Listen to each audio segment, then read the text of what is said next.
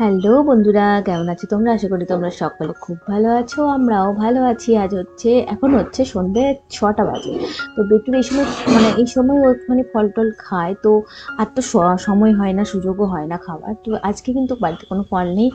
তবে রুদ্র কদিন থেকে এতটা রাত্রি করে আসছে, আর আমারও বাজারে যাওয়া হচ্ছে না। তো সেই নিয়ে কোনো বাড়িতে আজকে ফল নেই বলে বললাম কী খাবি বেটু? তো বললো পকোড়া খাবো। তো পকোড়ার জন্য আমি একটুখানি মটরশুঁটি হামাল দিস্তে একটুখানি থেতো করে নিয়েছি, তারপর বাঁধাকপি, পেঁয়াজ এই সমস্ত কিছু দিয়ে ওকে পকোড়া বানিয়ে দিচ্ছি।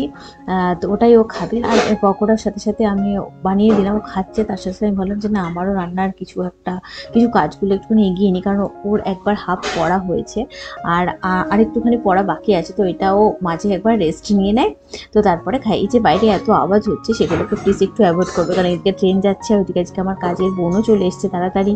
তো ওখানে বাসন ধুচ্ছে, সমস্ত আওয়াজ হচ্ছে। আর কালকে রাত্রে যেন রুদ্র এসছে 2টোর সময়, ওইটা নিয়ে একটুখানি ঝামেলাই হয়ে গেল। আমার মাথাটা একটু গরম হয়ে গেল। আমি যদি জানি যে ও আজকে রাত্রে ফিরবে না, ওখানেই থাকবে, তাহলে একটা কি হয়, সমস্ত গুছিয়ে টুছিয়ে দরজা টরজা লাগিয়ে আমি শুতে পারি। সে ঘুম আসুক না আসুক, আমি তো একটু শান্তি করে শুতে পারি। ও না থাকলে আমার এমনিতেও ঘুম আসে না।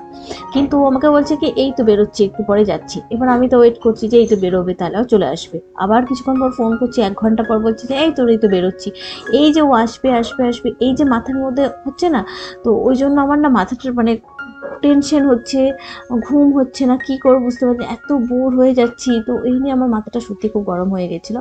তো যাই হোক, কালকেও লুচি রুটি এসব হবে, তো সেই কারণে আমি আটাটা একটুখানি মেখে রাখি। এই কাজটা তো বিশাল বড় কাজ এবং একটু বিরক্তিকর কাজ, তাও আর কি করতে হয়, কি করব। আর এখানে রাত্রির জন্য আমাদের একটু ভেন্ডি ভাজা করছি। সকালে ফুলকপি আলুর তরকারি বানিয়েছি, তরকারিটা দেখাচ্ছি না। আর এখন হচ্ছে ভেন্ডি ভেজে নিলাম। আর আমাদের যেহেতু কালকে ঘাটের কাজ আছে, অসুখ চলছিল, তো তো সেই কারণে তার আগের দিন আমাদের কাচাকুচি থাকে আর কি। তো সেই জন্য আমি সমস্ত বিছানার কভার টভার, বালিশের কভার সমস্ত কিছু কাচতে দিয়েছেন, যদিও পর্দাগুলো আর কাচতে দিইনি, এগুলোতেই নতুন লাগিয়েছি বলো। তো বিছানার চাদর এগুলো কাচতে দিয়েছিলাম। দেখো বালিশের কভারগুলো সব শুকিয়ে গেছে, তাই গুছিয়ে রাখছি এগুলো। আর বিছানার চাদরগুলো না এখনো ভালো করে শুকায়নি, তো সে কারণে ওগুলো মেলায় যাচ্ছে, কাল সকালে এগুলো গোছাবো। আর বেটুকে পড়ানো হয়েও গেছে, ও এখন ওই ঘরে খেলছে। ওর সাথে একটু ক্যারামও খেলে নিলাম, ওর খেলতে হয় আর কি ওর সাথে। আর এখন হয়ে গেছে সকাল। রাত্রে আর কথা বলা হয়নি, বললাম না অনেক রাত্রে ফিরেছে রুদ্র। আজকে এক্সারসাইজও করিনি জানো, কারণ 2টোর সময় শুয়েছি, আবার 5টার সময় উঠতে পারি এই 3 ঘন্টার মধ্যে। তো যাই হোক, আজকে দেরি করে একটু উঠেছি। আর আজকে রুদ্র অফিসে যাচ্ছে না, প্ল্যান্টে যাচ্ছে না, ছুটি নিয়েছে রেস্ট নেবার জন্য। 3-4 দিন কন্টিনিউ এত রাত করেছে, তো সেই জন্য এখন এই যে রান্না বসিয়ে, আর বেটু তো স্কুলে যাবে, তো সে কারণে আমাকে তো করতেই হবে। আর আমি এইসব ঘরে ঝাড়াঝুড়ি এগুলো তো করছি, তো রেগুলার কাজ, তোমরা তো সকলেই এতক্ষণে জেনেই গেছো।